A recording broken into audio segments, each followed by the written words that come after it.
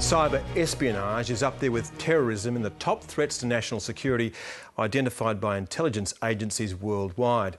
And the usual suspect is China, which the FBI says has an army of 180,000 cyber spies targeting its friends and foes. Concerns over their activities have caused the Gillard government to block the Chinese technology giant Huawei from taking part in tenders for the multi-billion-dollar National Broadband Network. The move, which followed security advice from ASIO, has sparked furious denials from the company's Australian board members, who include former Foreign Minister Alexander Downer. Heather Hewitt reports. 3, 2, 1, hit it. The government's ambitious $36 billion National Broadband Network, unveiled with great fanfare, meant big business for companies keen to get a slice of the action. One of them was the Chinese technology giant Huawei, which put in a bid to supply equipment. Our credentials are second to none in this area. We are the world leader in fibre networks, and we believe we have a lot to contribute to the Australian NBN. That wasn't going to happen. What unfolded was a complicated web going to the heart of national security concerns. The second largest telecommunications company in the world was effectively banned from the NBN and linked to cyber attacks by the Chinese government with no evidence offered. The Australian government is actually doing what many of us would hope it would, which is standing up and saying that security is one of the key considerations that you have to build in at the foundation level of the National Broadband Network. The key question for the government on this is whether or not the security risks which may well flow from hiring a Chinese company to build the broadband network are so great that they justify the costs that will flow from this kind of very pointed and deliberate exclusion of them. This is a story that's viewed as a test case for Australia's trade relationship with China, one that's created frictions between government departments. A story that involves intelligence warnings from our own agencies, along with advice from the United States, based on a belief that cyber hacking by the Chinese government is on the increase. Huawei was considered a security threat, and those on its Australian board, former Victorian Labor Premier John Brumby, along with the former Foreign Affairs Minister Alexander Downer, were powerless to do much about it. This sort of whole concept of Huawei being involved in cyber warfare, presumably that would just be based on the fact that the company comes from China and everybody in China is who's involved with information technology is involved in cyber warfare. This is just completely absurd. Matters came to a head here at the Attorney General's Department in Canberra just before Christmas, when Huawei's Australian chairman, retired Rear Admiral General John Lord, was told by the department's Deputy Secretary not to bother applying for any NBN supply contracts because they'd fail. The company was stunned. Isn't the game all over for you?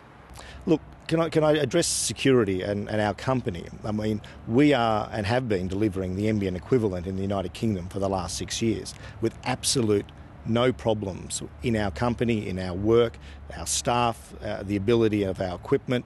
So I think that is the greatest calling card for Huawei. But that calling card was no match for security warnings about Huawei from ASIO, Australia's top intelligence body, to the Cabinet Security Subcommittee last year. One of the first tasks of the new Attorney-General, Nicola Roxon, when she was sworn in before Christmas, was to act on the subcommittee's decision. 730 understands advice from the US government and intelligence agencies was also a key factor. We see you as one of our closest allies, and so it certainly stands to reason that our intelligence agencies and our most senior officials have been engaging with yours for quite some time, especially on issues such as this. Now questions are being asked in diplomatic and trade circles about Washington's motives. It is true that the United States is getting worried about how close Australia is getting to China. It wouldn't be, to me, very surprising if that anxiety had been reflected in the United States, perhaps encouraging Australia not to allow China to bid into this very important national project. Is this something that might have come up in conversations during President Obama's visit here last year? I wouldn't be at all surprised if this was one of the things that might not have been on President Obama's or his party's talking points when they came. Thank you very much. Whatever happened, it was after President Obama's visit that Huawei officials and consultants on its payroll noted a marked shift in what they felt had been positive relations with NBN Co and the government. Some were hauled before ASIO and related departments and told to get a message to China that Australia would not tolerate increased cyber hacking of ministerial offices and departments, which has been going on for years. As China grows, as it becomes richer, it becomes more technically capable, and of course as it becomes more strategically ambitious, it's going to be doing more of this kind of thing. I don't think we should be surprised by that. That's not to say we shouldn't try and guard against it, but we shouldn't fall down in a dead faint that they're doing what we've always done. Huawei stood accused of giving the Chinese government a helping hand, or at least being vulnerable to pressure. Huawei itself as a company, I'm sure, isn't actively involved in passing information.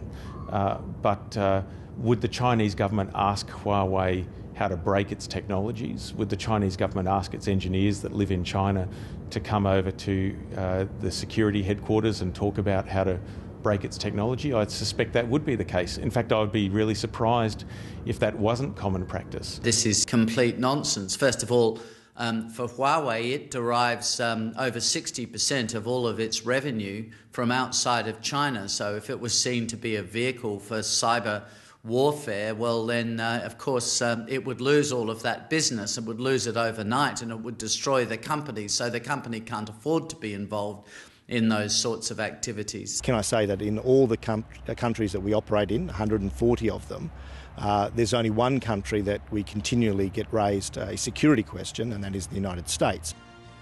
Huawei has been frozen out of contracts in the US amid concerns that its chief executive was a member of the People's Liberation Army, and that until recently the company was doing big business with Iran. Huawei, up until very late 2011, had a massive operation in Iran and was reported to have helped the Iranian regime track and geospatially locate Iranians during the demonstrations of 2009, which, as we all know, the Iranian regime eventually killed many of the opponents. It is totally false, and we deny that totally. We are in Iran, we don't hide that, as is many of our competitors. But what we're offering is non-military services. As Huawei insists it's a private company, the message is having no impact on the US or Australian governments. Through all of this, you can be sure the Chinese government is watching closely, especially for any signals coming from the new Foreign Affairs Minister, Bob Carr. Now, there's nothing wrong with irritating Beijing, but we shouldn't expect to be able to do it scot-free. That will contribute to the sense in China that Australia is increasingly trying to distance itself from China on a whole range of security and strategic issues. This is about understanding the new China, the new world, the new relationships which are opening up. The government is sticking to its guns. In a statement to 7:30 late last week, the Attorney-General said the government had a responsibility to protect the NBN's integrity. This was consistent with the government's practice for ensuring the security and resilience of Australia's critical infrastructure more broadly. But Huawei is ploughing on. After all, there's always the chance of a change of government.